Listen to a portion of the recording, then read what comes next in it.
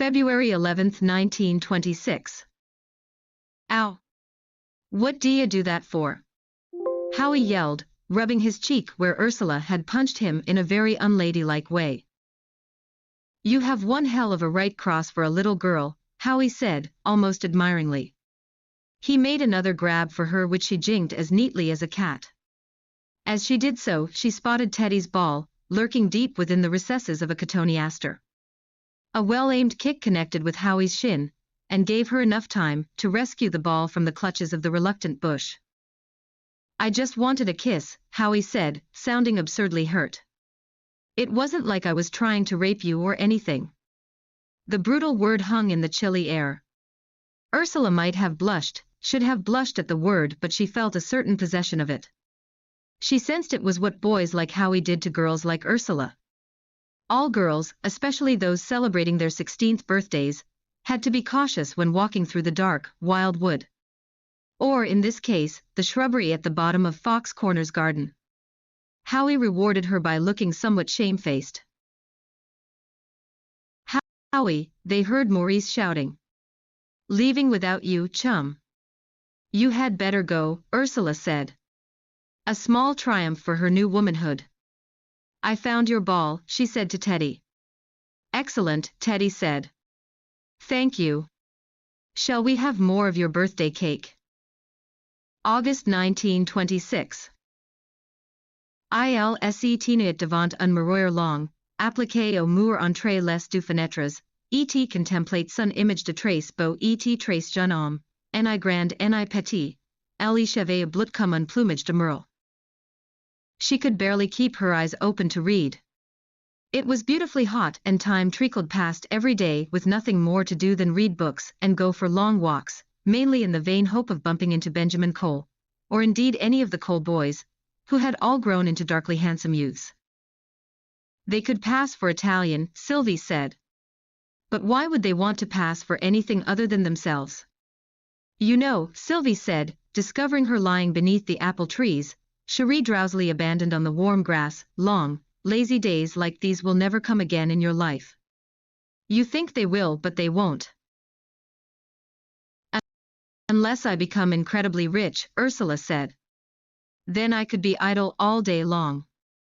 Perhaps, Sylvie said, unwilling to renounce her newly habitual dysphoric stance. But summer would still come to an end one day. She sank down on the grass next to Ursula. Her skin was freckled from working in the garden. Sylvie was always up with the Sunday. Ursula would have been happy to sleep all day. Sylvie leafed idly through the Colette and said, You should do more with your French. I could live in Paris. Perhaps not that, Sylvie said. Do you think I should apply to university when I finish school? Oh really, dear, what's the point? It won't teach you how to be a wife and mother. What if I don't want to be a wife and mother? Sylvie laughed. Now you're just talking nonsense to provoke. She stroked Ursula's cheek. You always were such a funny little thing. There's tea on the lawn, she said, rousing herself reluctantly. And cake. And, unfortunately, Izzy. Darling, Izzy said when she saw Ursula coming across the lawn towards her. You've quite grown since I last saw you. You're a woman now, and so pretty. Not quite, Sylvie said. We were just discussing her future. Were we? Ursula said. I thought we were discussing my French. I need more of an education, she said to Izzy. How serious, Izzy said. At 16 you should be head over heels in love with some unsuitable boy. Ursula thought, I am in love with Benjamin Cole. She supposed he was unsuitable. A Jew, she imagined Sylvie saying. Or a Catholic, or a coal miner, or anyone foreign, a shop assistant, a clerk, a groom, a tram driver, a school teacher. The unsuitable males were legion. Were you? Ursula asked Izzy. Was I what? Izzy puzzled. In love when you were 16. Oh, tremendously. What about you? Ursula said to Sylvie. Goodness, no, Sylvie said. But at 17 you must have been in love, Izzy said to Sylvie. Must I? When you met Hugh, of course. Of course. Izzy leaned towards Ursula, and dropped her voice to a conspirator's whisper. I eloped when I was about your age. Nonsense, Sylvie said to Ursula. She did no such thing. Ah, here comes Bridget with the tea tray. Sylvie turned to Izzy. Was there a particular reason for your visit, or have you merely come to annoy? I was driving nearby, I thought I'd drop in. I've got something I wanted to ask you. Oh dear, Sylvie said wearily. I've been thinking, Izzy said. Oh dear.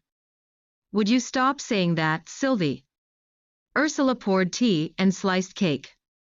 She sensed a battle.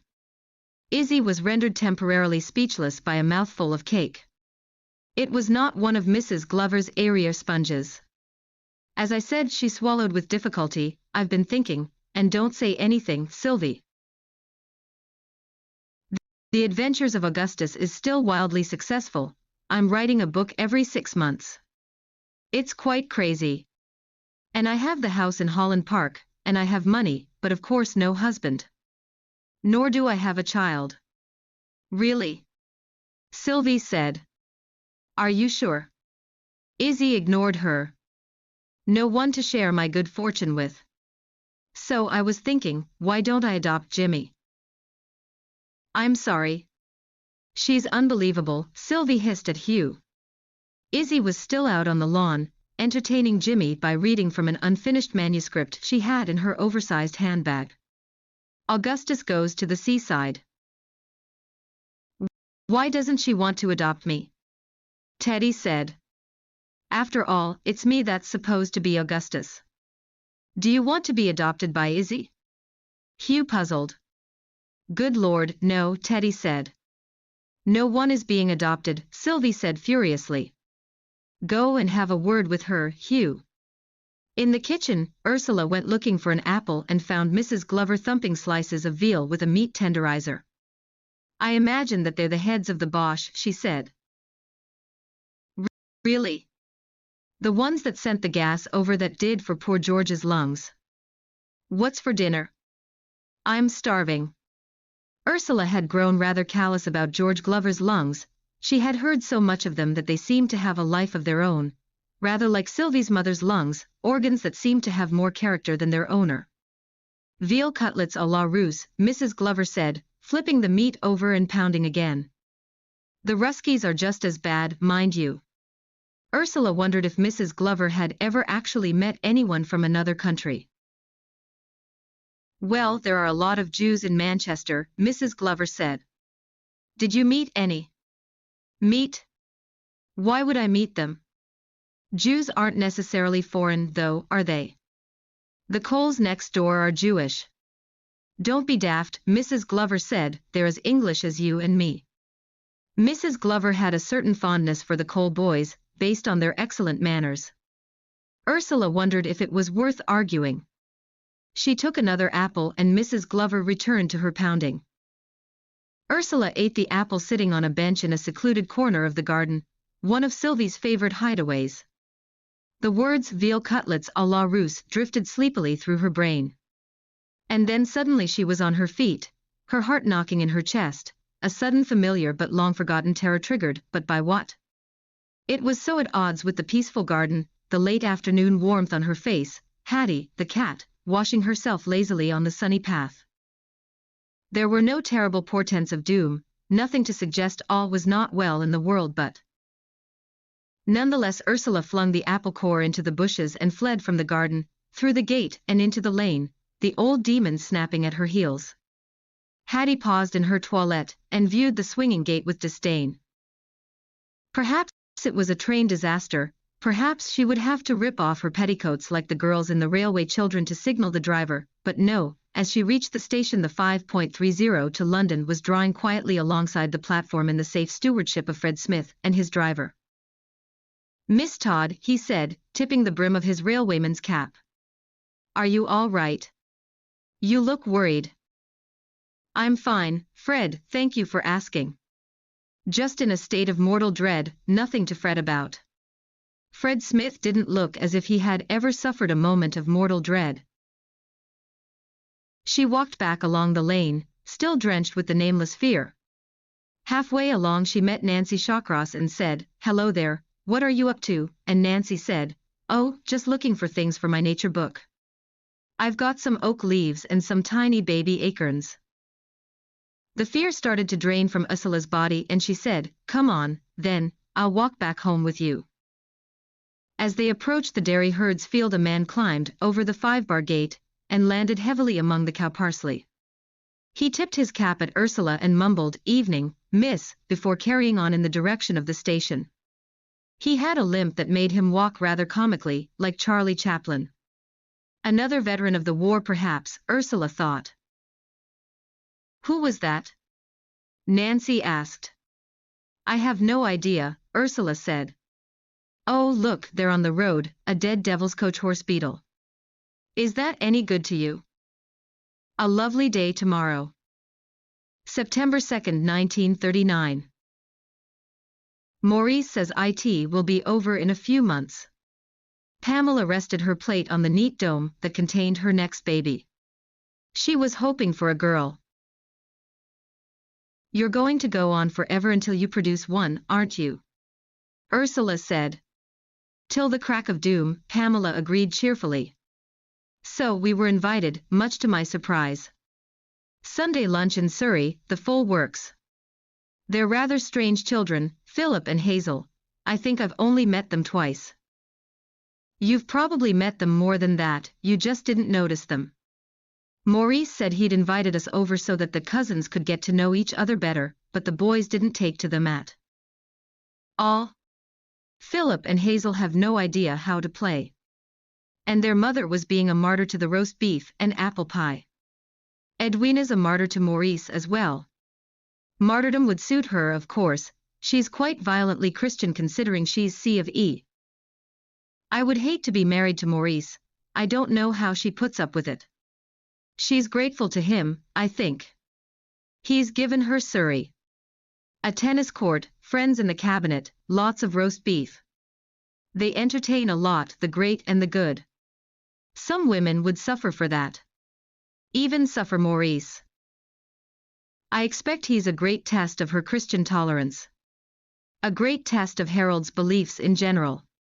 He had a scrap with Maurice over welfare, another one with Edwina about predestination. She believes in that? I thought she was an Anglican. I know. She has no sense of logic though. She's remarkably stupid, I suppose that's why he married her. Why do you think Maurice says the war will only last a few months?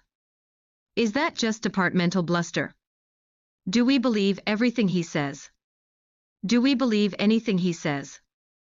Well, generally speaking, no, Ursula said. But he is a big chief in the Home Office, so he ought to know, presumably. Home Security, new department as of this week. You too? Pamela asked. Yes, me too. The ARP department is now a ministry, we're all still getting used to the idea of being grown UPS. When Ursula left school at 18, she had not gone to Paris, nor, despite the exhortations of some of her teachers, had she applied to Oxbridge and done a degree in any languages, dead or alive. She had not in fact gone further than High Wycombe, and a small secretarial college. She was eager to get on and earn her independence rather than be cloistered in another institution. Time's winged chariot and all that, she said to her parents. Well, we all get on, Sylvie said, one way or another. And in the end we all arrive at the same place. I hardly see that it matters how we get there. It seemed to Ursula that how you got there was the whole point, but there was nothing to be gained from arguing with Sylvie on the days when she was mired in gloom. I shall be able to get an interesting job, Ursula said, brushing off her parents' objections, working in a newspaper office or perhaps a publishing house. She imagined a bohemian atmosphere, men in tweed jackets and cravats, women smoking in a sophisticated manner while sitting at their royals. Anyway, good for you, Izzy said to Ursula, over a rather superior afternoon tea at the Dorchester to which she had invited both Ursula and Pamela. She must want something, Pamela said. And who wants to be a boring old bluestocking? Izzy said. Me, Pamela said. It turned out that Izzy did have an ulterior motive. Augustus was so successful that Izzy's publisher had asked her to produce something similar for girls. But not books based on a naughty girl, she said. That apparently won't do. They want a gung-ho sort, hockey captain kind of thing. Lots of japes and scrapes but always towing the line, nothing that will frighten the horses. She turned to Pamela and said sweetly, so I thought of you, dear. The college had been run by a man called Mr. Carver, a man who was a great disciple of both Pitman's and Esperanto, and who tried to make his girls wear blindfolds when they were practicing their touch typing. Ursula, suspecting there was more to it than monitoring their skills, led a revolt of Mr. Carver's girls. You're such a rebel, one of them, Monica said admiringly. Well, not really, Ursula said. Just being sensible, you know. She was. She had become a sensible sort. At Mr. Carver's college Ursula had proved to have a surprising aptitude for typing and shorthand, although the man who interviewed her for the job in the Home Office, men she would never see again, clearly believed that her proficiency in the classics would somehow stand her in better stead when opening and closing filing cabinet drawers and conducting endless searches among a sea of buff-colored folders. It wasn't quite the interesting job she had envisaged, but it kept her attention, and over the next 10 years she rose slowly through the ranks, in the bridled way that women did. One day a woman will be Prime Minister, Pamela said. Maybe even in our lifetime. Now Ursula had her own junior clericals to chase down the buff folders for her. She supposed that was progress. Since 36 she'd been working in the air raid precautions department. You've not heard rumors then? Pamela said. I'm a lowly squaw, I hear nothing but rumors. Maurice can't say what he does, Pamela grumbled. Couldn't possibly talk about what goes on within the hallowed walls. He actually used that term, hallowed walls. You would think he had signed the Official Secrets Act with his blood, and pledged his soul as warranty. Oh well, we all have to do that, Ursula said, helping herself to cake. De rigueur, don't you know? Personally, I suspect Maurice just goes around counting things. And feeling very pleased with himself. He's going to love the war, lots of power, and no personal danger. Lots of things to count. They both laughed. It struck Ursula that they seemed very merry for people on the brink of dreadful conflict. They were in the garden of Pamela's house in Finchley, a Saturday afternoon with the tea things set out on a spindly bamboo table. They were eating cake, almond speckled with chopped up pieces of chocolate, an old recipe of Mrs. Glover's handed down on a piece of paper that was covered in greasy fingerprints. In places, the paper was as transparent as a dirty window pane. Make the most of it, Pamela said, there'll be no more cake, I expect. She fed a piece to Heidi, an unprepossessing mongrel rescued from Battersea. Did you know that people are putting their pets down, thousands of them? That's horrible. As if they weren't part of the family, Pamela said, rubbing the top of Heidi's head. She's much nicer than the boys. Better behaved too. How were your evacuees? Grubby. Despite her condition, Pamela had spent most of the morning organizing evacuees at Ealing Broadway while Olive, her mother-in-law, looked after the boys. You would be so much more help to the war effort than someone like Maurice, Ursula said. If it were up to me I would make you Prime Minister. You'd make a much better job of it than Chamberlain. Well, that's true. Pamela put down her tea plate, and took up her knitting, something pink and lacy. If it's a boy I'm just going to pretend it's a girl. And aren't you going to leave? Ursula asked. You're not going to keep the boys in London, are you? You could go and stay at Fox Corner. I don't expect the Germans will be much bothered with bombing Sleepy Hollow. And stay with Mother. Lord, no. I have a friend from university, Jeanette, a vicar's daughter, not that that's relevant, I suppose. There's a cottage that belonged to her grandmother, up in Yorkshire, Hutton Alley Hole, dot on the map, that kind of place. She's going up there with her 2 boys and suggested I join her with my 3. Pamela had given birth in quick succession to Nigel, Andrew and Christopher. She had taken to motherhood with gusto. Heidi will love it too. It sounds utterly primitive, no electricity, no running water. Wonderful for the boys, they can run around like savages. It's hard to be a savage in Finchley. I expect some people manage, Ursula said. How's the man? Pamela asked. The man from the Admiralty. You can use his name, Ursula said, brushing cake crumbs off her skirt. The antirrhinums don't have ears. You never know these days. Has he said anything? Ursula had been involved with Crichton, the man from the Admiralty, for a year now. She dated it from Munich. They had met at an interdepartmental meeting. He was 15 years older than Ursula, rather dashing, and with a vaguely wolfish air that was barely offset by his marriage to an industrious wife, Moira, and their clutch of 3 girls, all at a private school. I shan't leave them, no matter what, he told her after the first time they had made love in the rather basic quarters of his emergency bolt hole. But I don't want you to, Ursula said, although as a declaration of his intent she thought it might have been better if he had let it precede the act rather than provide its coda. The bolt hole, she suspected that she was not the first woman to have seen the inside of it at Crichton's invitation, was a flat provided by the Admiralty for the nights when Crichton stayed in town rather than hiking all the way back to Moira and the girls in Wargrave. The bolt hole wasn't his exclusively, and when it wasn't available he trekked out to Ursula's flat in Argyle Road where they spent long evenings in her single bed. He had a sailor's practical attitude towards confined spaces, or on her sofa, pursuing the delights of the flesh, as he put it, before he slogged his way back to Berkshire. Any journey on land, even a couple of stops on the tube, had an expeditionary quality for Crichton. He was a naval man at heart, Ursula supposed, and would have been happier sailing a skiff to the home counties rather than making his way overland. They did once take a little boat out to Monkey Island, and have a picnic on the banks of the river. Like a normal couple, he said apologetically. What then, if not love? Pamela asked. I like him. I like the man who delivers my groceries, Pamela said. But I don't share my bed with him. Well, I can assure you he means a good deal more to me than a tradesman. They were almost arguing. And he's not a callow youth, she continued for the defense. He's a proper person, he comes whole, all, ready-made.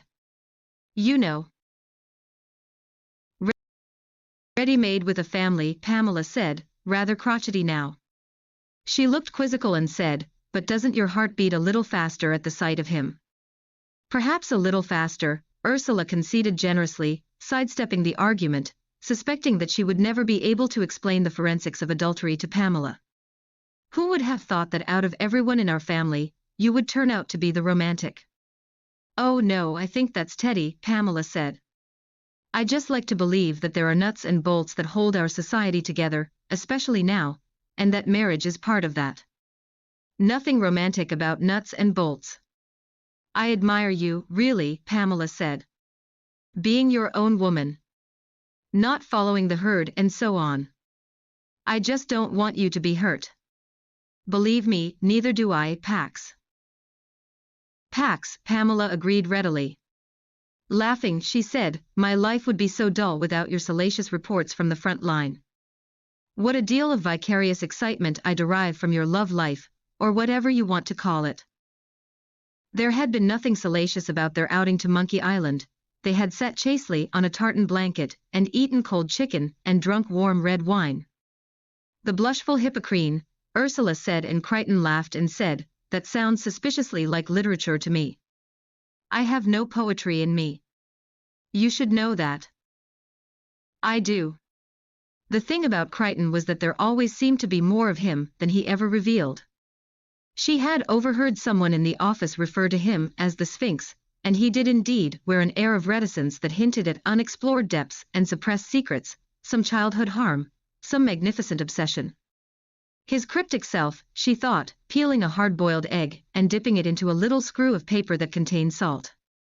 Who had packed this picnic? Not Crichton, surely. Not Moira, heaven forfend.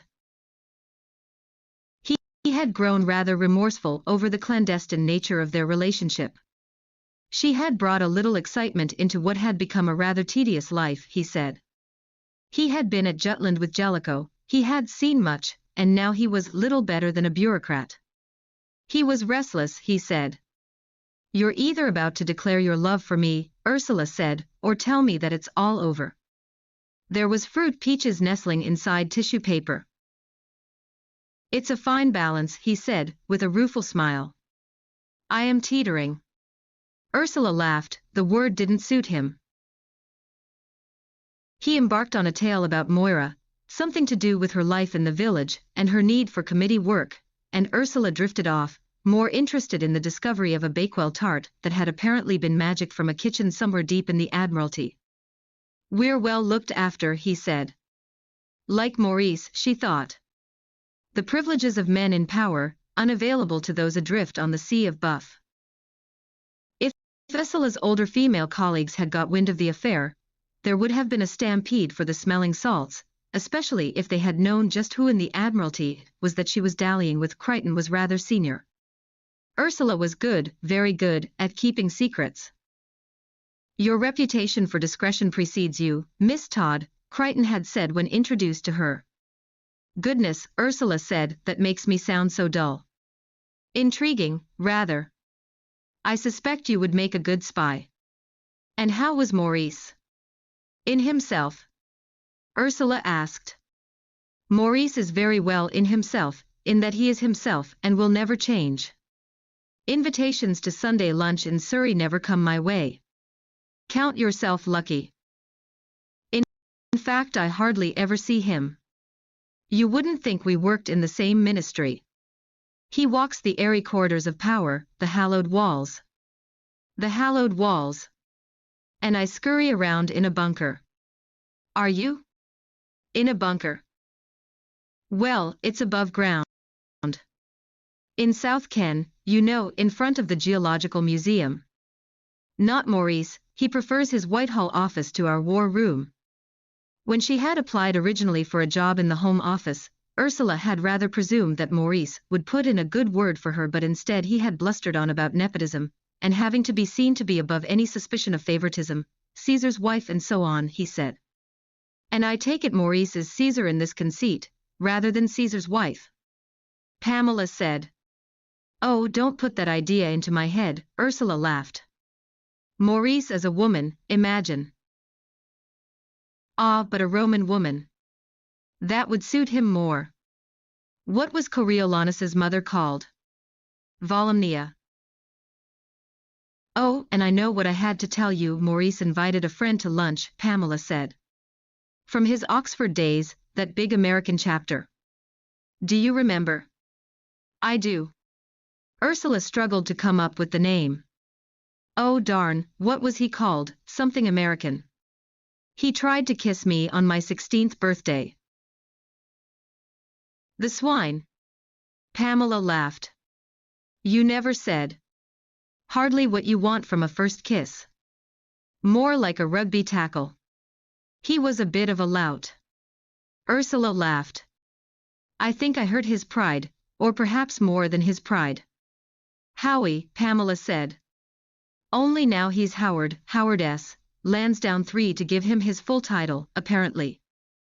Howie, Ursula mused. I had quite forgotten. What's he doing now? Something diplomatic. He's even more secretive than Maurice. At the embassy, Kennedy's a god to him. I think Howie rather admires old Adolf. Maurice too, probably, if he weren't quite so foreign. I saw him once at a black-shirt meeting. Maurice? Never. Perhaps he was spying. I can imagine him as an agent provocateur. What were you doing there? Oh, you know, espionage, like Maurice. No, really just happenstance. So many startling revelations for one pot of tea. Are there more to come? Should I brew another pot? Ursula laughed. No, I think that's it. Pamela sighed. It's bloody, isn't it? What about Harold? Poor man, I suppose he'll have to stay here. They can't really call up hospital doctors, can they? They'll need them if we're bombed and gassed. We will be bombed and gassed, you do know that, don't you? Yes, of course, Ursula said, as offhand as if they were talking about the weather. What an awful thought. Pamela sighed again, abandoning her needles and stretching her arms above her head. It's such a glorious day. It's hard to believe this is probably the last ordinary day we'll have for a long time. Ursula had been due to begin her annual leave on Monday. She had planned a week of leisurely day trips, Eastbourne and Hastings, or perhaps as far afield as Bath or Winchester, but with war about to be declared it seemed impossible to think of going anywhere. She felt suddenly listless at the idea of what might lie ahead. She had spent the morning on Kensington High Street, stocking up batteries for her torch, a new hot water bottle, candles, matches, endless amounts of black paper, as well as tins of baked beans and potatoes, vacuum-packed coffee. She had bought clothes too, a good woolen frock for £8, a green velvet jacket for £6, stockings and a pair of nice tan leather brogues that looked made to last. She had felt pleased with herself for resisting a yellow crepe de chine tea dress, patterned with little black swallows. My winter coat's only 2 years old, she said to Pamela, it'll see the war out, surely. Goodness, I would hope so. It's all so horrid. I know, Pamela said, cutting more cake. It's vile. It makes me so cross. Going to war is madness. Have more cake, why don't you? May as well, while the boys are still at Olive's. They'll come in and go through the place like locusts. God knows how we'll manage with rationing. You'll be in the country, you can grow things. Keep chickens. A pig. You'll be all right. Ursula felt miserable at the thought of Pamela going away. You should come. I should stay, I'm afraid. Oh good, here's Harold, Pamela said when Harold appeared, carrying a big bunch of dahlias wrapped in damp newspaper. She half rose to greet him and he kissed her on the cheek and said, don't get up. He kissed Ursula as well and presented the dahlias to Pamela. A girl was selling them on the street corner, in Whitechapel, he said. Very Pygmalion. Said they came from her grandfather's allotment. Crichton had given Ursula roses once, but they had quickly drooped and faded. She rather envied Pamela her robust allotment flowers. So anyway, Harold said, when he had poured himself a lukewarm cup of tea from the pot, we're already evacuating patients who are well enough to be moved. They're definitely going to declare war tomorrow. In the morning. It's probably timed so that the nation can get down on its collective knees in church and pray for deliverance. Oh yes, war is always so Christian, isn't it? Pamela said sarcastically. Especially when one is English. I have several friends in Germany, she said to Ursula. Good people. I know. Are they the enemy now? Don't get upset, Pammy, Harold said. Why is it so quiet, what have you done with the boys? Sold them, Pamela said, perking up. 3 for the price of 2. You ought to stay the night, Ursula, Harold said kindly. You shouldn't be on your own tomorrow. It'll be one of those awful days. Doctor's orders. Thanks, Ursula said. But I've already got plans. Good for you, Pamela said, picking up her knitting again. We mustn't behave as if the world is coming to an end. Even if it is. Ursula said. She wished now that she'd bought the yellow crepe de chine. November 1940.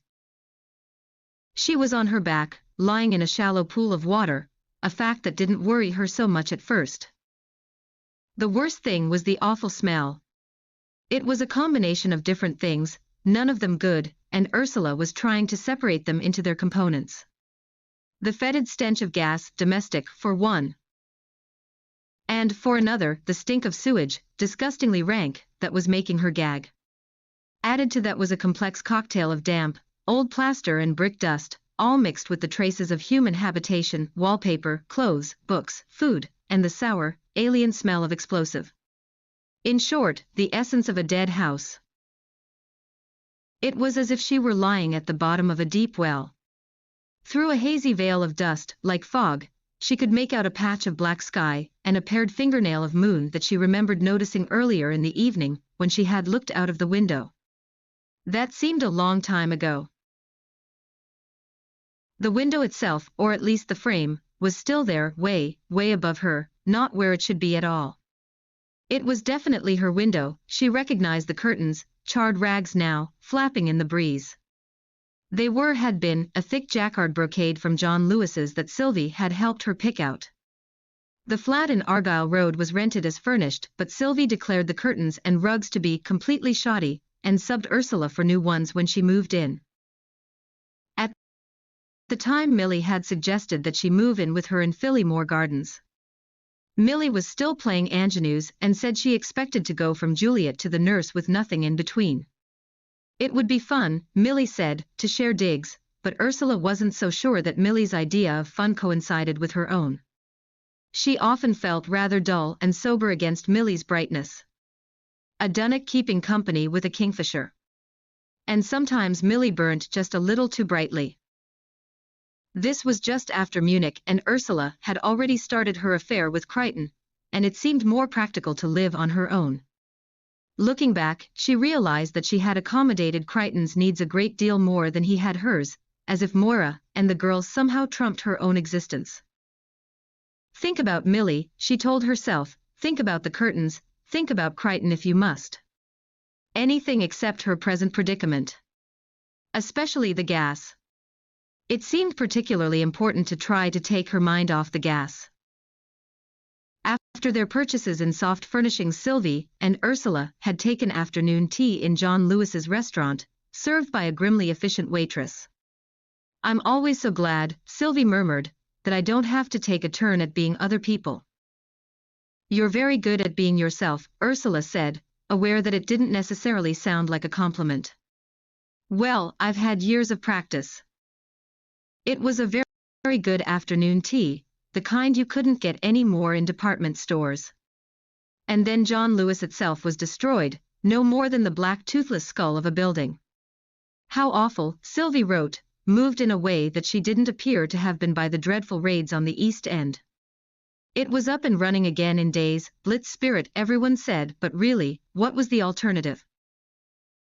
Sylvie had been in a good mood that day, and they had drawn closer over the subject of curtains and the idiocy of people who thought that Chamberlain's silly little piece of paper meant anything at all. It was very quiet, and Ursula wondered if her eardrums were shattered. How did she get here? She remembered looking out of the window in Argyle Road, the window that was so far away now, and seeing the sickle moon. And before that she had been sitting on the sofa, doing some sewing, turning the collar on a blouse, with the wireless tuned to a shortwave German station. She was taking a German evening class, Know Your Enemy, but was finding it difficult to decipher anything beyond the occasional violent noun, Luftangriff, Verlust, in the broadcast. In despair at her lack of proficiency, she had turned the wireless off and put Ma Rainey on the gramophone. Before she left for America, Izzy had bequeathed Ursula her collection of records, an impressive archive of female American blues artistes. "I don't listen to that stuff anymore," Izzy said. "It's very passé. The future lies with something a little more soine." Izzy's Holland Park house was shut up now, everything covered in dust sheets. She had married a famous playwright, and they had decamped to California in the summer. "Cowards, the pair of them," Sylvie said. "Oh, I don't know," Hugh said. "I'm sure if I could sit out the war in Hollywood I would." "That's interesting music I hear you listening to," Mrs. Appleyard said to Ursula one day as they passed on the stairs. The wall between their flats was paper-thin, and Ursula said, "I'm sorry. I don't mean to disturb you," although she could well have added that she heard Mrs. Appleyard's baby bawling its head off day and night, and that was very disturbing. The baby at 4 months old was big for its age, fat and ruddy, as if it had leached all the life out of Mrs. Appleyard. Mrs. Appleyard, the dead weight of the baby asleep in her arms, its head on her shoulder, waved a dismissive hand and said, "Don't be concerned, it doesn't bother me." She was lugubriously East European, a refugee of some kind, Ursula supposed, although her English was precise. Mr. Appleyard had disappeared some months ago, gone for a soldier, perhaps, but Ursula hadn't asked as the marriage had been clearly and audibly unhappy. Mrs. Appleyard was pregnant when her husband left and as far as Ursula could tell, or hear, he had never been back to meet his squawking infant. Mrs. Appleyard must have been pretty once, but day by day she grew thinner and sadder until it seemed as though only the very solid burden of the baby and its needs kept her tethered to everyday life. In the bathroom that they shared on the first floor there was always an enamel pail, in which the baby's foul-smelling nappies lay soaking before being boiled in a pan on Mrs. Appleyard's two-ring stove. On the neighboring ring there was usually to be found a pan of cabbage, and perhaps as a result of this twin boiling, she always carried on her person a faint perfume of old vegetables and damp laundry. Ursula recognized it, it was the smell of poverty. The Mrs. Nesbit, nesting on the top floor, fretted a good deal about Mrs. Appleyard and the baby in the way that old maids were inclined to. The two Nesbits, Lavinia and Ruth, slight spinsters, lived in the attic rooms, beneath the eaves, like swallows, they twittered. They might as well have been twins for all the difference between them, and Ursula had to make a tremendous effort to remember which was which. They were long retired, they had both been telephonists in Harrods, and were a frugal pair, their only indulgence being an impressive collection of costume jewelry, purchased mainly from Woolworths in their lunch hour, during their working years. Their flat smelled quite different to Mrs. Appleyard's, lavender water and mansion house polish, the scent of old ladies. Ursula sometimes did shopping for both the Nesbits and Mrs. Appleyard. Mrs. Appleyard was always ready at the door with the exact money that she owed, she knew the price of everything, and a polite thank you, but the Nesbits were forever trying to inveigle Ursula inside with weak tea and stale biscuits. Below them, on the second floor, were to be found Mr. Bentley, a queer fish, they were all agreed, whose flat smelt appropriately of the finnan haddock he boiled in milk for his supper, and next door to him the aloof Miss Hartnell, whose flat smelt of nothing at all, who was a housekeeper at the Hyde Park Hotel, and rather severe, as if nothing could ever hope to meet her standards. She made Ursula feel distinctly wanting. Disappointed in love, I believe, Ruth Nesbit whispered in mitigation to Ursula, clamping her bird-boned hand on her chest as if her own frail heart might be about to jump ship and attach itself to someone unsuitable. Both the Mrs. Nesbit were deeply sentimental about love, never having experienced its rigors. Miss Hartnell looked more as if she would mete out disappointment than receive it. I also have some records, Mrs. Appleyard said with the earnestness of a conspirator. But, alas, no gramophone.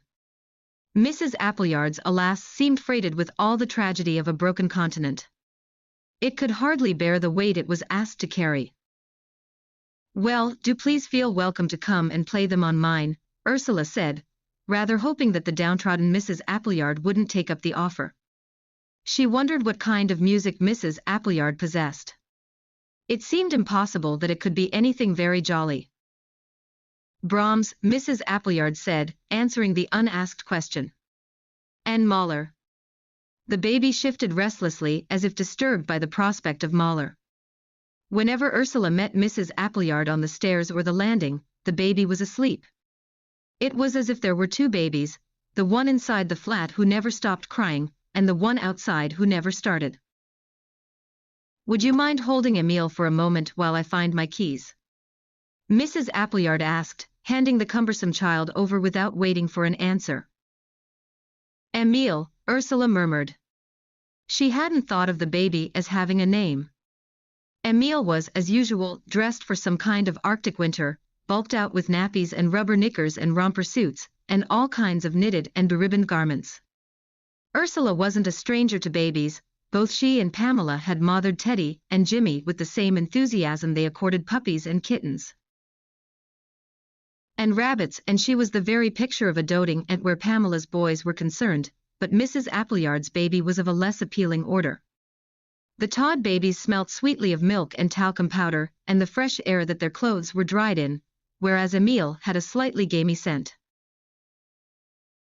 Mrs. Appleyard rummaged for her keys in her large battered handbag, an item that looked as if it, too, had crossed Europe from a faraway country of which Ursula, patently, knew nothing. With a great sigh, Mrs. Appleyard finally located the keys at the bottom of the bag. The baby, perhaps sensing the proximity of the threshold, squirmed in Ursula's arms, as if preparing itself for the transition. It opened its eyes and looked rather quarrelsome. "Thank you, Miss Todd," Mrs. Appleyard said, reclaiming the baby. "It was nice talking to you." "Ursula," Ursula said. "Do please call me Ursula." Mrs. Appleyard hesitated before saying, almost shyly, Erika. Erika. They had lived next door to each other for a year now, but this was the nearest they had come to intimacy. Almost as soon as her door closed, the baby began its customary roaring. "Does she stick pins in it?" Pamela wrote. Pamela produced placid babies. "They don't tend to turn feral until they're 2, she said. She had given birth to another boy, Gerald, just before last Christmas.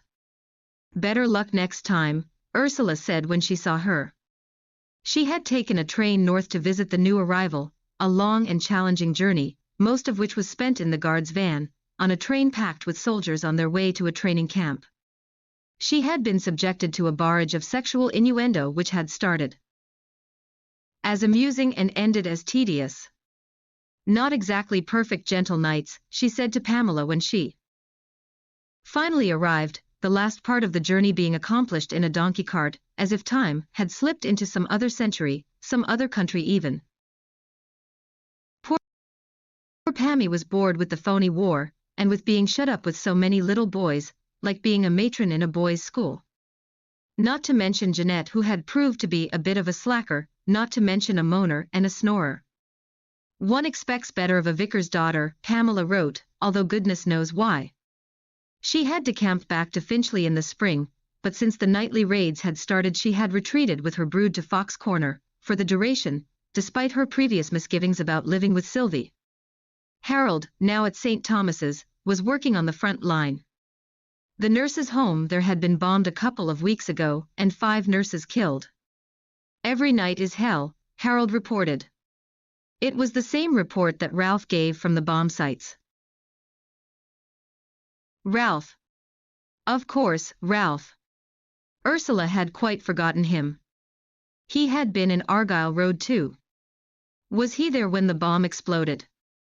Ursula struggled to turn her head to look around, as if she would find him among the wreckage. There was no one, she was alone. Alone and corralled in a cage of smashed wooden beams and jagged rafters, the dust settling all around her, in her mouth, her nostrils, her eyes. No, Ralph had already left when the sirens went. Ursula was no longer bedded by her man from the Admiralty. The declaration of war had brought on a sudden flush of guilt in her lover. They must stop their affair, Crichton said. The temptations of the flesh were apparently secondary to martial pursuits, as if she were Cleopatra about to destroy his Antony for love. There was enough excitement in the world now, it seemed, without the added hazards of keeping a mistress. "I'm a mistress," Ursula said.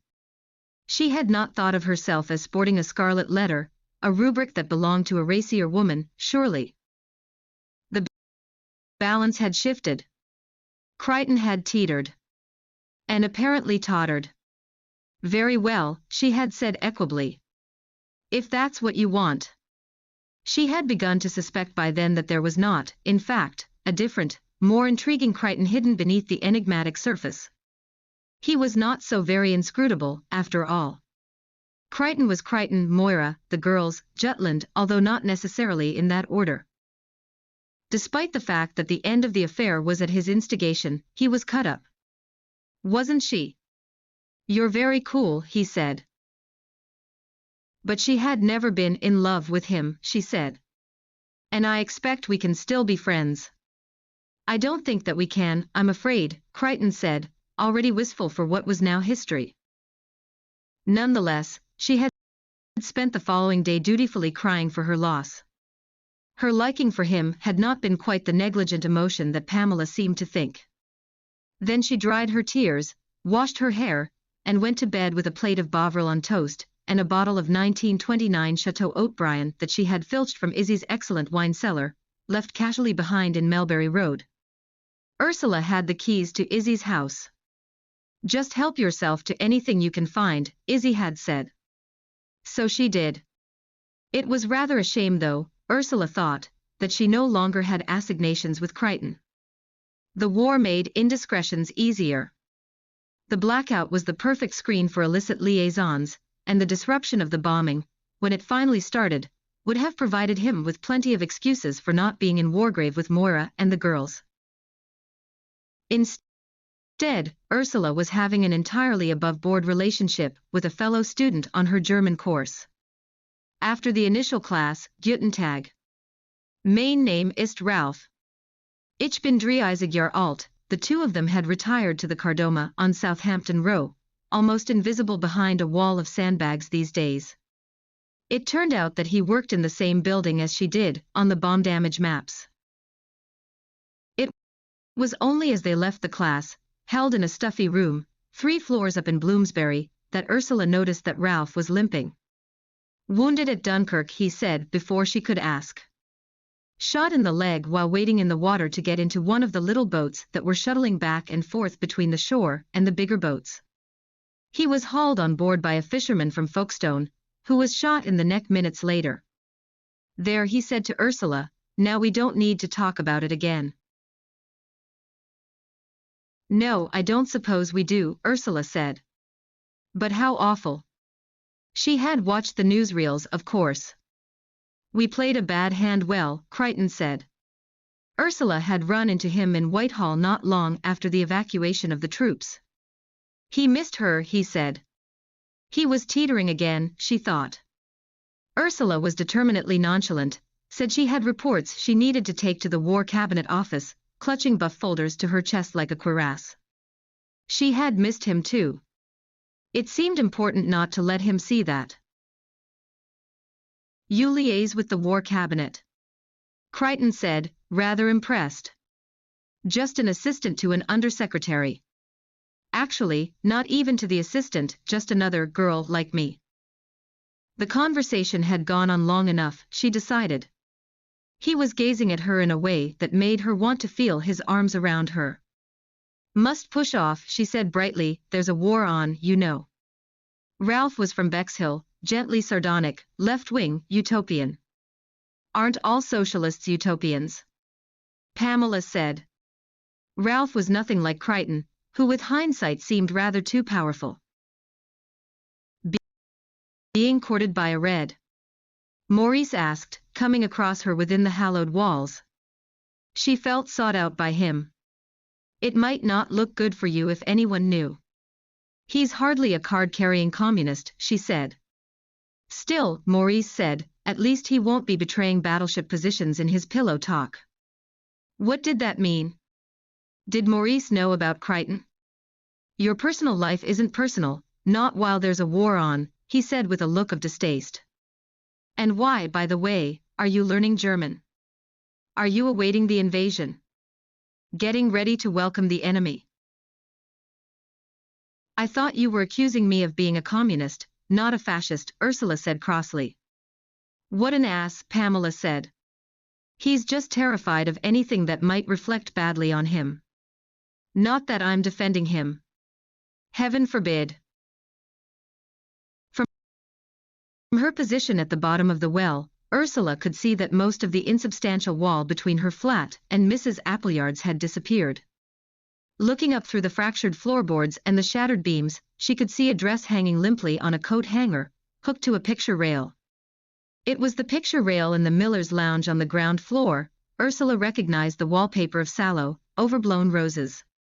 She had seen Lavinia Nesbit on the stairs wearing the dress only this evening, when it had been the color of pea soup and equally limp. Now it was a grey bomb dust shade, and had migrated down a floor. A few yards from her head she could see her own kettle, a big brown thing, surplus to requirements in Fox Corner. She recognized it from the thick twine wound around the handle one day long ago by Mrs. Glover. Everything was in the wrong place now, including herself. Yes, Ralph had been in Argyle Road. They had eaten bread and cheese, accompanied by a bottle of beer. Then she had done the crossword, yesterday's telegraph. Recently Ursula had been forced to buy a pair of spectacles for clothes work, rather ugly things. It was only after she had brought them home that she realized they were almost identical to the pair that one of the Mrs. Nesbit wore. Was this her fate too, she thought, contemplating her bespectacled reflection in the mirror above the fireplace. Would she too end up as an old maid? The proper sport of boys and girls. And could you be an old maid if you had worn the scarlet letter? Yesterday an envelope had mysteriously appeared on her desk while she was snatching a sandwich lunch in St. James's Park. She saw her name in Crichton's handwriting. He had a surprisingly nice italic hand, and tore the whole thing to bits and threw it in the bin without reading it. Later, when all the clerical assistants were flocking like pigeons around the tea trolley, she had retrieved the scraps and pieced them together. I have mislaid my gold cigarette case. You know, the one my father gave it me after Jutland. You wouldn't have come across it by any chance, would you? Yours, see. But he was never hers, was he? On the contrary, he belonged to Moira. Or perhaps the Admiralty. She dropped the pieces of paper back in the bin. The cigarette case was in her handbag. She had found it beneath her bed a few days after he had left her. Penny for them? Ralph said. Not worth it, trust me. Ralph was stretched out next to her, resting his head on the arm of the sofa, his socked feet in her lap.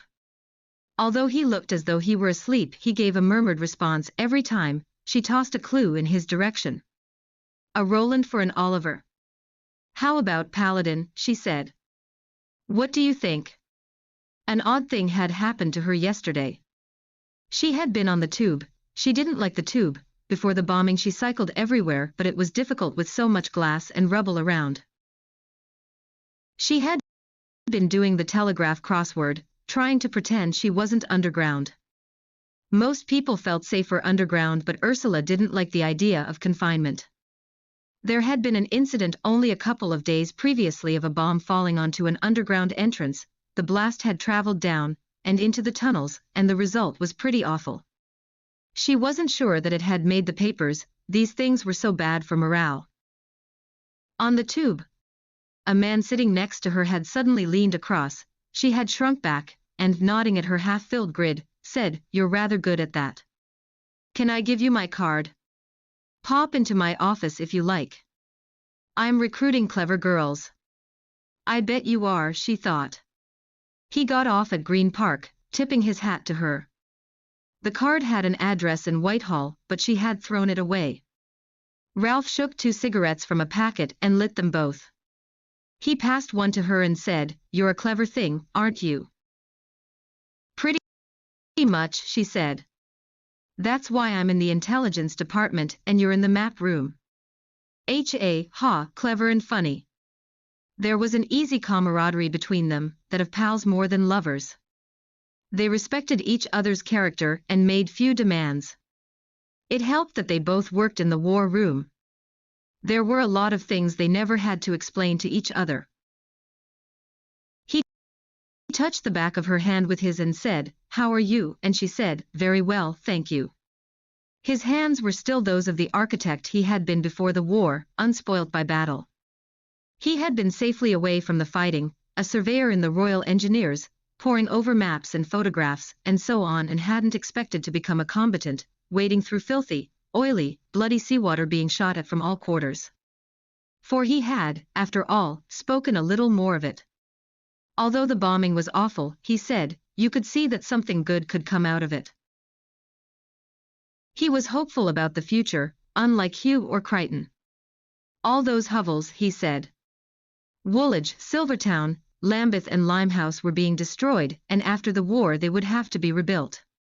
It was an opportunity, he said, to build clean, modern homes with all the facilities, a community of glass and steel and air in the sky instead of Victorian slums. A kind of San Gimignano for the future. Ursula was unconvinced by this vision of modernist towers. If it were up to her, she would rebuild the future as garden cities, comfortable little houses with cottage gardens. "What an old Tory you are," he said affectionately. Yet he loved the old London too. What architect wouldn't? Wren's churches, the grand houses and elegant public buildings, the stones of London, he said. 1 or 2 nights a week he was part of the St. Paul's night watch, men who were ready to climb into the rafters, if necessary, to keep the great church safe from incendiaries. The place was a fire trap, he said, old timbers, lead everywhere, flat roofs, a multitude of staircases and dark forgotten places. He had answered an advertisement in the Royal Institute of British Architects Journal, appealing for architects to volunteer to be fire watchers because they would understand the plans, and so on. "We might have to be pretty nimble," he said, and Ursula wondered how he would do that with his limp. She had visions of him beleaguered by flames on all those staircases, and in the dark forgotten places. It seemed a chummy kind of watch. They played chess, and had long conversations about philosophy and religion. She imagined that it suited Ralph very well. Only a few weeks ago they had watched together, spellbound in horror, as Holland House burnt. They had been in Melbury Road, raiding the wine cellar.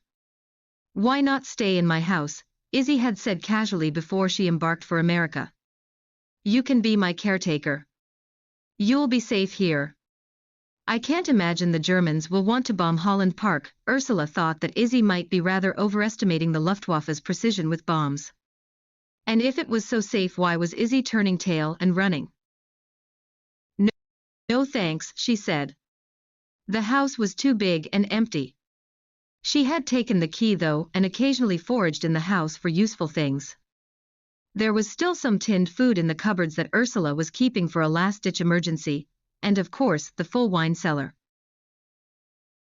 They were scanning the wine racks with their torches. The electricity had been turned off when Izzy left, and Ursula had just pulled a rather fine-looking bottle of Petrus from the rack and said to Ralph, "Do you think this would go with potato scallops and spam?" When there was a terrific explosion, and thinking the house had been hit, they had thrown themselves on the hard stone floor of the cellar with their hands over their heads. This was Hugh's advice, instilled in Ursula at a recent visit to Fox Corner. Always protect your head. He had been in a war. She sometimes forgot. All the wine bottles had shaken and shivered in their racks, and with hindsight Ursula dreaded to think what damage those bottles of Chateau Latour and Chateau d'Yquem could have done if they had rained down on them, the splintered glass like shrapnel. They had run outside and watched Holland House turn into a bonfire, the flames eating everything, and Ursula thought, "Don't let me die in a fire. Let it be quick, please God." She was tremendously fond of Ralph. Not hounded by love the way some women were. With Crichton she had been teased endlessly by the idea of it, but with Ralph it was more straightforward. Again, not love, more like the feelings you would have for a favorite dog, and no, she would never have said such a thing to him. Some people, a lot of people, didn't understand how attached one could be to a dog. Ralph lit another cigarette and Ursula said, "Harold says smoking is very bad for people. Says he's seen lungs on operating tables that look like unswept chimneys." "Of course it's not good for you," Ralph said, lighting one for Ursula too. "But being bombed and shot at by the Germans isn't good for you either." "Don't you wonder sometimes?" Ursula said. "If just one small thing had been changed, in the past, I mean. If Hitler had died at birth, or if someone had kidnapped him as a baby and brought him up in, I don't know, say, a Quaker household, surely things would be different." "Do you think Quakers would kidnap a baby?" Ralph asked mildly. "Well, if they knew what was going to happen they might. But nobody knows what's going to happen. And anyway he might have turned out just the same, Quakers or no Quakers. You might have to kill him instead of kidnapping him. Could you do that? Could you kill a baby? With a gun? Or what if you had no gun, how about with your bare hands? In Cold blood. If I thought it would save Teddy, Ursula thought. Not just Teddy, of course, the rest of the world, too. Teddy had applied to the RAF the day after war was declared. He had been working on a small farm in Suffolk. After Oxford he had done a year at an agricultural college, and then had worked on different farms and small holdings around the country. He wanted to know everything, he said, before he got his own place. A farmer?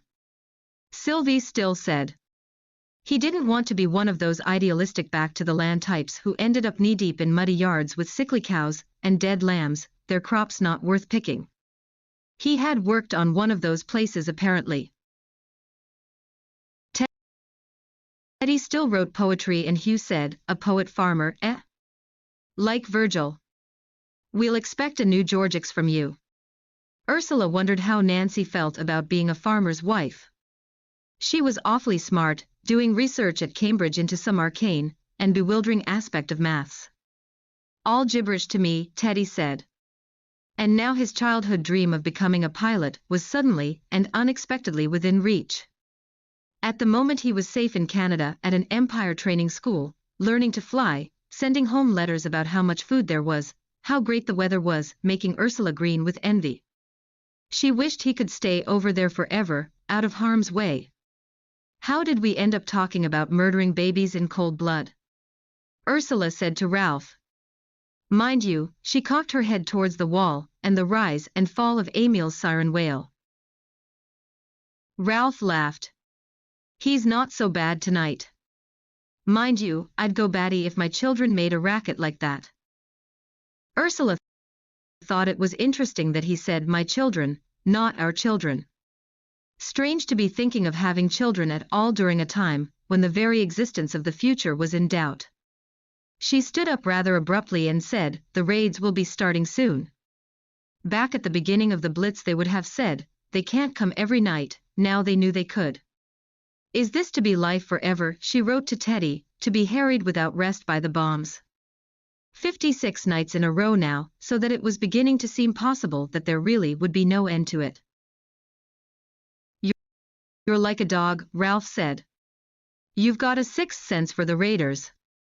Well, you'd better believe me then and go. Or you'll have to come down to the dark hole of Calcutta, and you know you won't like that. The sprawling Miller family, Ursula had counted at least 4 generations, lived on the ground floor and in the semi-basement of the house in Argyle Road.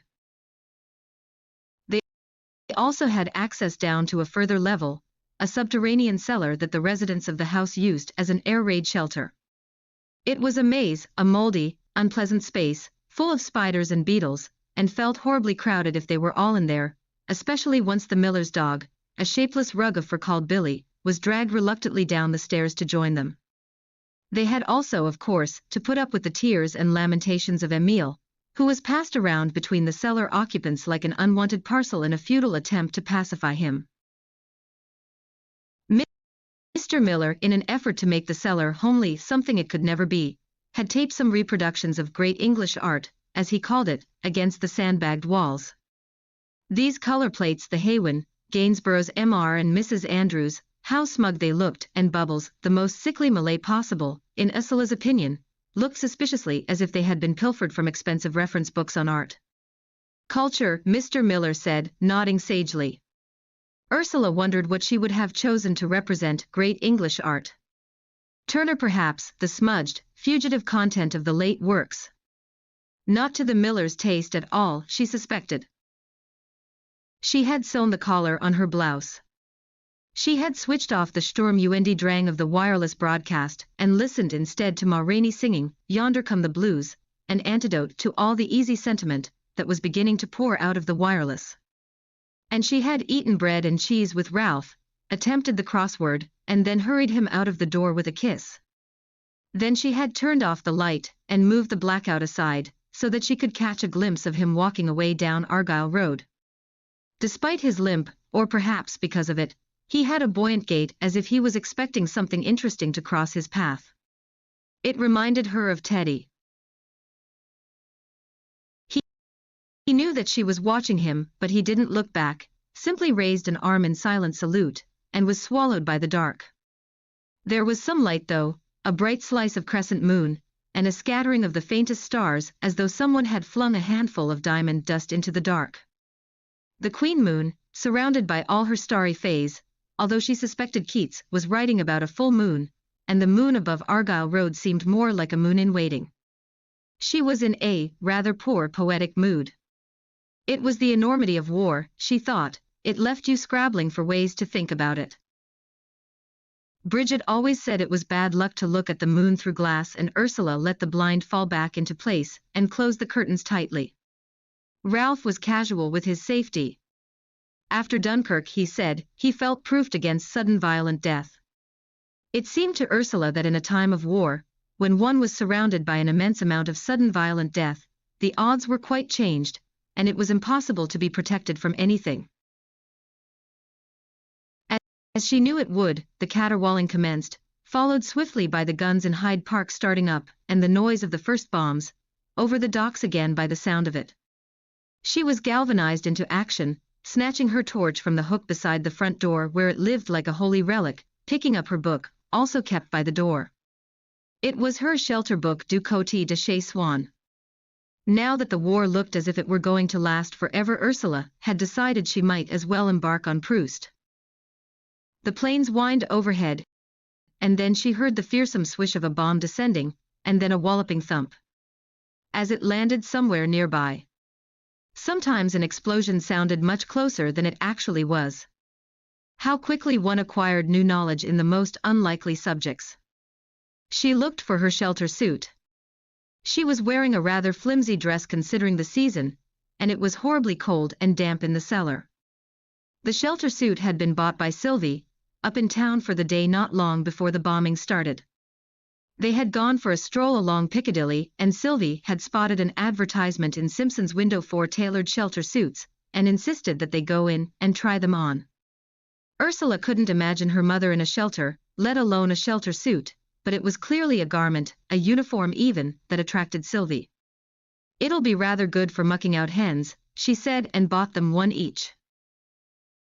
The next massive bang had an urgency to it, and Ursula abandoned her search for the drat suit, and instead she grabbed the blanket of woolen squares crocheted by Bridget. "I was going to parcel it up and send it off to the Red Cross," Bridget had written in her round schoolgirl's hand, "but then I thought you might need it more. You see, even within my own family I have the status of a refugee," Ursula wrote to Pamela. She passed the Nesbit sisters on the stairs. "Oh, bad luck, Miss Todd," Lavinia giggled. "Crossing on the stairs, you know." Ursula was going down, the sisters were coming up. "You're going the wrong way," she said, rather pointlessly. "I forgot my knitting," Lavinia said. She was wearing an enamel brooch shaped like a black cat. A little rhinestone winked for an eye. "She's knitting leggings for Mrs. Appleyard's baby," Ruth said. "It's so cold and they're flat." Ursula wondered how many more knitted garments could be applied to the poor child before it resembled a sheep. Not a lamb. Nothing lamb-like about the Appleyard infant. "Emile," she reminded herself. "Well, do hurry, won't you?" she said. "Hail, hail, the gang's all here," Mr. Miller said as they trooped, one by one, into the cellar. A ragtag. Assortment of chairs and temporary bedding filled the dank space. There were 2 ancient army camp beds that Mr. Miller had scrounged from somewhere, and on which the Nesbits were persuaded to rest their elderly bones. In the current absence of either sister, Billy the dog had installed himself on one of them.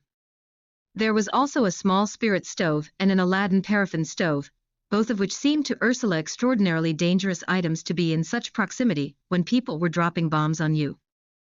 The Millers were effortlessly sanguine in the face of jeopardy. The roll call was almost complete: Mrs. Appleyard and Emile, the queer fish Mr. Bentley, Miss Hartnell, and the full complement of Millers. Mrs. Miller voiced her concern for the whereabouts of the Nesbits, and Mr. Miller volunteered to go and hurry them up, ruddy knitting and all, but just then a tremendous explosion rocked the cellar. Ursula felt the foundations trembling as the blast moved through the earth beneath her. Obedient to Hugh's directive, she dropped to the floor with her hands over her head, grabbing the nearest of the smaller Miller boys, "Oi, get your hands off me," on the way down. She crouched awkwardly over him, but he wriggled away from her. All went quiet. "That wasn't our house," the boy said dismissively, swaggering a little to restore his wounded male dignity. Mrs. Appleyard had also thrown herself to the floor, the baby soft-shelled beneath her. Mrs. Miller had clutched not one of her brood, but the old Farr's Harrogate toffee tin that contained her savings and insurance policies. Mr. Bentley, his voice sounding a quaver higher than normal, asked, "Was that us?" "No," thought Ursula, "we would be dead if it had been." She sat down again on one of the rickety bentwood chairs provided by Mr. Miller. She could feel her heart, too loud. She began to shiver and wrapped herself in Bridget's crochet. "Nah, the boy's right," Mr. Miller said, "that sounded like Essex villas." Mr. Miller always professed to know where the bombs were dropping. Surprisingly, he was often correct. All of the Millers were adept at wartime language as well as wartime spirit. They could all take it. "And we can give it out too, can't we?" Pamela wrote. "You would think we had no blood on our hands." "The backbone of England, no doubt," Sylvie said to Ursula on first and last acquaintance with them. Mrs. Miller had invited Sylvie down to her kitchen for a cup of tea, but Sylvie was still cross at the state of Ursula's curtains and rugs, for which she blamed Mrs. Miller, under the apprehension that she was the landlady, and not merely another renter. She was deaf to Ursula's explanations. Sylvie behaved as though she were a duchess visiting the cottage of one of her rustic tenants. Ursula imagined Mrs. Miller later saying to Mr. Miller, "Hoity-toity, that one." Up above, the racket of a steady bombardment was now under way. They could hear the timpani of the big bombs, the whistling of shells, and the thunder of a nearby mobile artillery unit. Every now and then the foundations of the cellar shook with a crump and thump and bump as the bombs hammered down on the city. Emile howled, Billy the dog howled, a couple of the smallest Millers howled. All in discord with each other, an unwelcome counterpoint to the Donner und Blitzen of the Luftwaffe. A terrible, endless storm. Despair behind and death before. "Crikey, old Fritz is really trying to put the wind up us tonight," Mr. Miller said, calmly adjusting a lamp for all the world as if they were on a camping trip. He was responsible for morale in the cellar. Like Hugh, he had lived through the trenches and claimed that he was impervious to threats from Jerry. There was a whole club of them, Crichton, Ralph, Mr. Miller, even Hugh, who had undergone their ordeal by fire and mud and water and who presumed it was a once-in-a-lifetime experience. "What's old Fritz up to?" He said soothingly to one of the smaller, more frightened children. "Trying to stop me getting my beauty sleep." The Germans always came singularly for Mr. Miller in the person of Fritz and Jerry, Otto, Hermann, Hans. Sometimes Adolf himself was for miles up dropping his high explosive. Mrs. Miller, Dolly, an embodiment of the triumph of experience over hope, unlike her spouse, was doling out refreshments of tea, cocoa, biscuits and bread and margarine. The Millers, a family of generous morals, were never short of rations thanks to Renee, their eldest daughter, who had connections. Renee was 18 and fully formed in every way, and seemed to be a girl of most easy virtue. Miss Hartnell made it clear that she found Renee very wanting indeed, although she was not averse to sharing in the provender that she brought home. Ursula got the impression that one of the smaller Miller children was actually Renee's rather than Mrs. Miller's and had, in a pragmatic way, simply been absorbed into the family pool.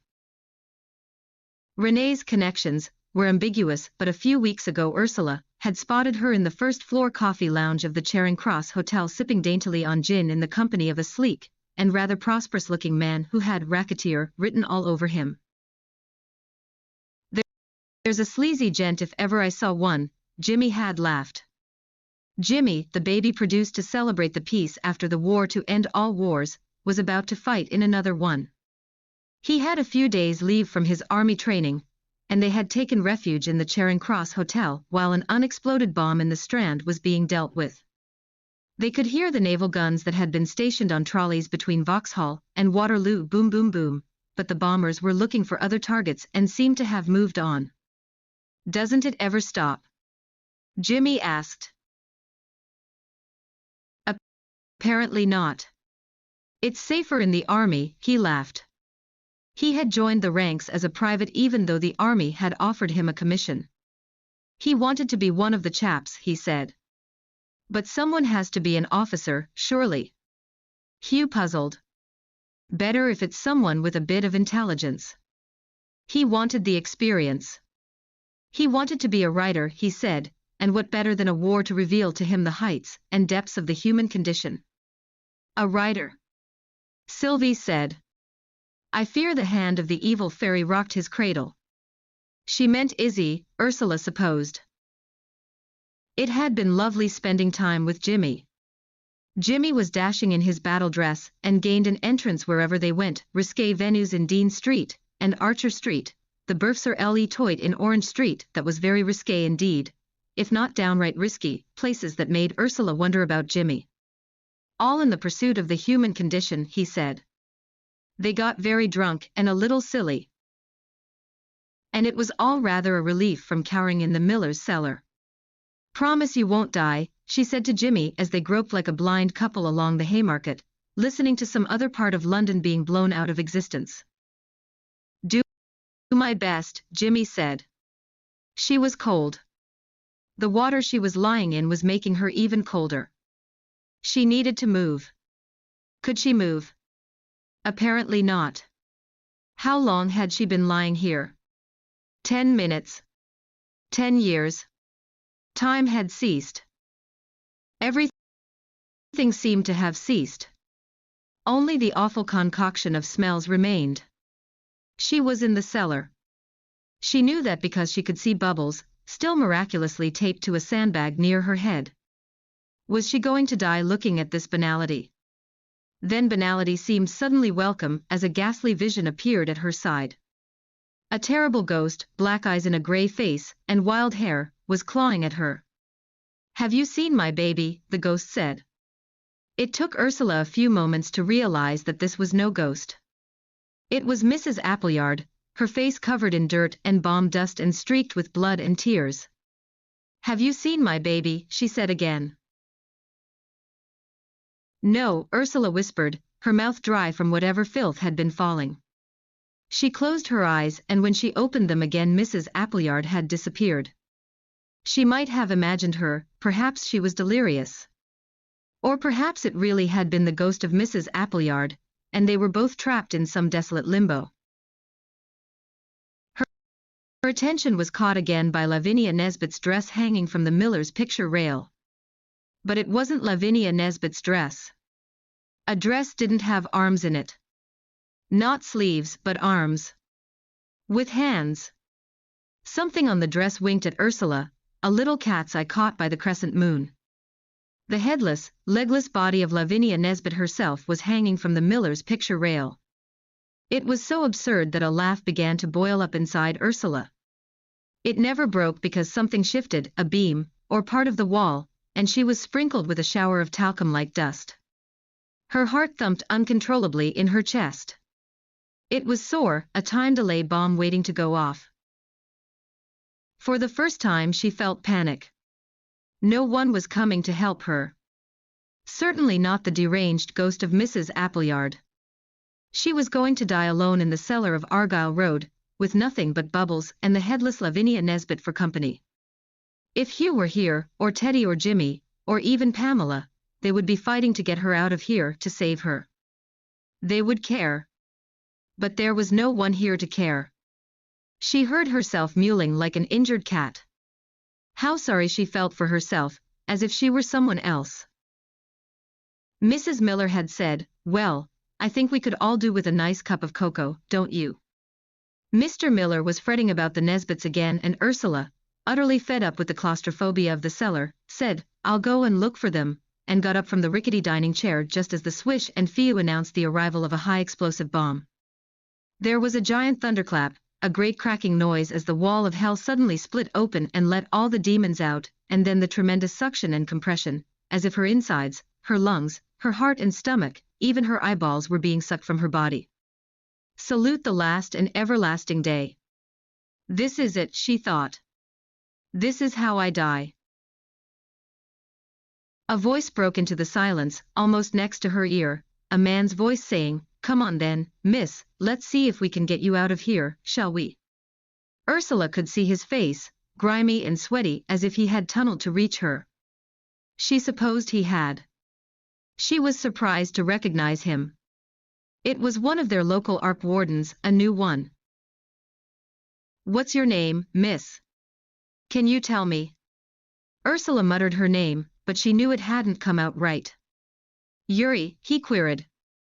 "What's that then, Mary?" "Susie." She didn't want to die as a Susie.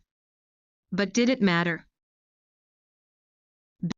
"Baby," she mumbled to the warden. "Baby," he said sharply. "You've got a baby." He backed away slightly and shouted something to someone unseen. She heard other voices and realized there were lots of people now. As if to verify this, the warden said, "We're all here to get you out. The gas boys have turned the gas off, and we'll be moving you in a tick. Don't you worry. Now tell me about your baby, Susie. Were you holding him? Is he just a little un?" Ursula thought of Emile, as heavy as a bomb, who had been caught out holding him when the music stopped and the house exploded, and tried to speak but found herself mewling again. Something creaked and groaned overhead, and the warden grabbed her hand and said, "It's all right, I'm here," and she felt immensely grateful to him, and to all the people toiling to get her out. And she thought how grateful Hugh would be too. The thought of her father made her start to cry, and the warden said, There, Susie, everything's all right, soon have you out of here, like a winkle out of a shell. Get you a nice cup of tea, eh? How does that sound? Lovely, eh? Fancy one myself." Snow seemed to be falling, tiny icy needles on her skin. "So cold," she murmured. "Don't worry, we'll have you out of here in 2 shakes of a lamb's tail, you'll see," the warden said. He struggled out of the coat he was wearing and covered her with it.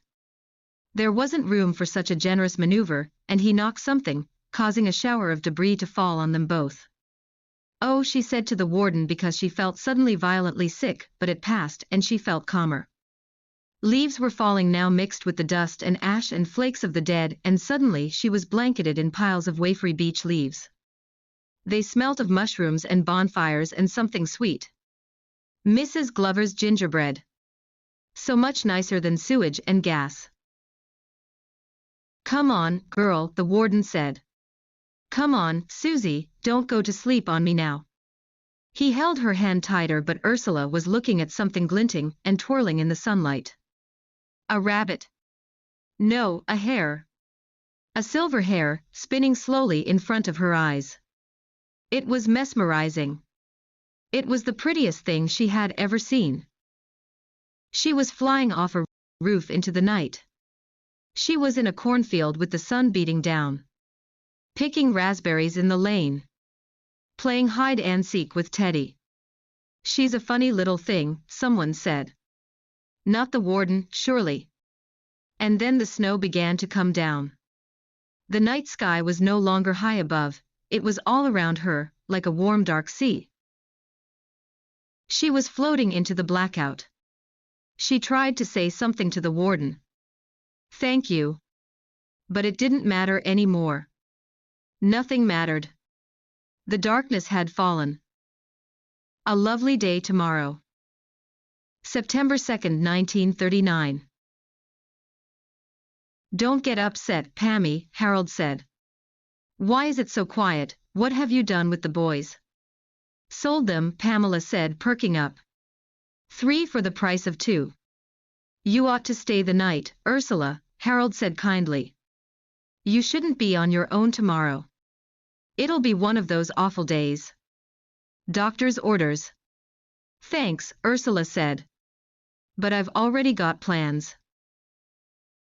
She tried on the yellow crepe de chine tea dress that she'd bought earlier that day in an Eve of War spending spree on Kensington High Street. The crepe de chine had a pattern, tiny black swallows in flight. She admired it, rather admired herself, or what she could see in the dressing table mirror, as she had to stand on her bed in order to see her lower half. Through Argyle Road's thin walls Ursula could hear Mrs. Appleyard having a row, in English, with a man, the mysterious Mr. Appleyard presumably, whose comings and goings at all times of the day and night kept no noticeable timetable. Ursula had encountered him in the flesh only once, in passing on the stairs, when he had glared moodily at her and hurried on without a greeting. He was a big man, ruddy and slightly porcine. Ursula could imagine him standing behind a butcher's counter or hauling brewery sacks, although according to the Mrs. Nesbit he was in fact an insurance clerk. Mrs. Appleyard, in contrast, was thin and sallow, and when her husband was out of the flat Ursula could hear her singing mournfully to herself in a language that she couldn't place. Something Eastern European by the sound of it. How useful Mr. Carver's Esperanto would be, she thought. Only if everyone spoke it, of course. And especially these days with so many refugees flooding into London. She's Czech, the Nesbits had eventually informed her. We didn't used to know where Czechoslovakia was, did we? I wish we still didn't. Ursula presumed Mrs. Appleyard was also some kind of refugee who, looking for safe harbor in the arms of an English gentleman, had found instead the pugnacious Mr. Appleyard. Ursula thought that if she ever heard Mr. Appleyard actually hitting his wife, then she would have to knock on their door and somehow put a stop to it, although she had no idea how she would do that. The dispute next door reached a crescendo, and then the Appleyards' front door slammed decisively in conclusion, and all went quiet. Mr. Appleyard, a great one for noisy exits and entrances, could be heard stomping down the stairs, a trail of profanity in his wake on the subject of women and foreigners, of which the oppressed Mrs. Appleyard was both. The sour aura of dissatisfaction that seeped through the walls, along with the even less appetizing smell of boiled cabbage, was really quite depressing. Ursula wanted her refugees to be soulful and romantic, fleeing for their cultural lives, rather than the abused wives of insurance clerks. Which was ridiculously unfair of her. She stepped down from the bed and did a little twirl for the mirror. The dress suited her, she decided. She still had her figure, even at nearly 30. Would she one day develop Sylvie's matronly girth? It was beginning to seem unlikely now that she would ever have children of her own. She remembered holding Pamela's babies, remembered Teddy and Jimmy, too, how overwhelming the feelings of love and terror, the desperate desire to protect. How much stronger would those feelings be if it were her own child? Perhaps too strong to bear. Over their afternoon tea in John Lewis, Sylvie had asked, "Do you never get broody? Like your hens?" A career woman, Sylvie said, as if the two words had no place in the same sentence. A spinster, she added, contemplating the word. Ursula wondered why her mother was working so hard to rile her. "Perhaps you will never marry," Sylvie said, as if in conclusion, as if Ursula's life was as good as over. Would that be such a bad thing? The unmarried daughter, Ursula said, tucking into an iced fancy. It was good enough for Jane Austen. She lifted the dress over her head, and in petticoat and stocking feet, padded through to the little scullery, and filled a water glass at the tap before hunting down a cream cracker. Prison fare, she thought, good practice for what was to come. All she had had to eat since her breakfast toast was Pamela's cake. She was hoping to be stood, at the very least, a good dinner by Crichton tonight. He had asked her to meet him at the Savoy. They rarely had such public assignations, and she wondered if there was going to be drama, or if the shadow of war was drama enough, and he wanted to talk to her about it. She knew that war was to be declared tomorrow, even though she had played rather dumb with Pammy. Crichton told her all kinds of things he shouldn't, on the basis that they had both signed the Official Secrets Act. She, on the other hand, told him almost nothing. He had been teetering again lately, and Ursula wasn't at all sure which way he was going to fall, wasn't sure which way she wanted him to fall. He had asked her to meet him for a drink, a request conveyed on an Admiralty docket that had arrived mysteriously while she was briefly out of the office. Not for the first time Ursula wondered who brought these notes that seemed to appear on her desk as if delivered by elves. "I think your department may be due an audit," it read. Crichton liked code. Ursula hoped that the Navy's encryptions weren't as rudimentary as Crichton's. Miss Fawcett, one of her clerical assistants, spotted the note lying in full view, and gave her a panic-stricken look. "Crikey," she said. "Are we due an audit?" "Someone's idea of a joke," Ursula said, dismayed to find herself blushing. There was something un-Crichton-like about these salacious, if not downright filthy, but seemingly innocent messages. "I believe there is a shortage of pencils. Or are your ink levels sufficiently topped up?" Ursula wished he would learn Pitman's, or more discretion. Or, better still, stop altogether. When she was ushered inside the Savoy by a doorman, Crichton was waiting for her in the expansive foyer, and instead of escorting her up to the American bar he shepherded her up the stairs to a suite on the second floor. The bed seemed to dominate the room, enormous and pillowy. "Oh, so this is why we're here," she thought. The crêpe de chine had been deemed unsuitable for the occasion, and she had donned her royal blue satin, one of her 3 good evening dresses, a decision she now regretted as Crichton, if form was anything to go by, would soon be divesting her of it rather than treating her to a slap-up meal. He liked undressing her, liked looking at her. Like a Renoir, he said, although he knew little about art. Better a Renoir than a Rubens, she thought. Or a Picasso, for that matter. He had bestowed on her the great gift of regarding herself naked with little, if any, criticism. Moira, apparently, was a floor-length flannelette and lights-out woman. Sometimes Ursula wondered if Crichton didn't exaggerate his wife's sturdy qualities. Once or twice it had crossed her mind to journey out to Wargrave to catch a glimpse of the wronged wife, and find out if she really was a dowd. The problem, of course, with Moira in the flesh, Rubenesque, not Renoir, she imagined, would be that Ursula would find it difficult to betray a real person rather than an enigma. "But she is a real person," Pamela puzzled. "It's a specious argument." "Yes, I am aware of that." This later, at Hugh's 60th birthday, a rather querulous affair in the spring. The suite had a magnificent view of the river, from Waterloo Bridge to the Houses of Parliament and Big Ben, all shadowy now, in the encroaching twilight. The violet hour dot. She could just make out Cleopatra's Needle, a dark finger poking skywards. None of the usual blaze and twinkle of London lights. The blackout had already begun. The bolt hole wasn't available then.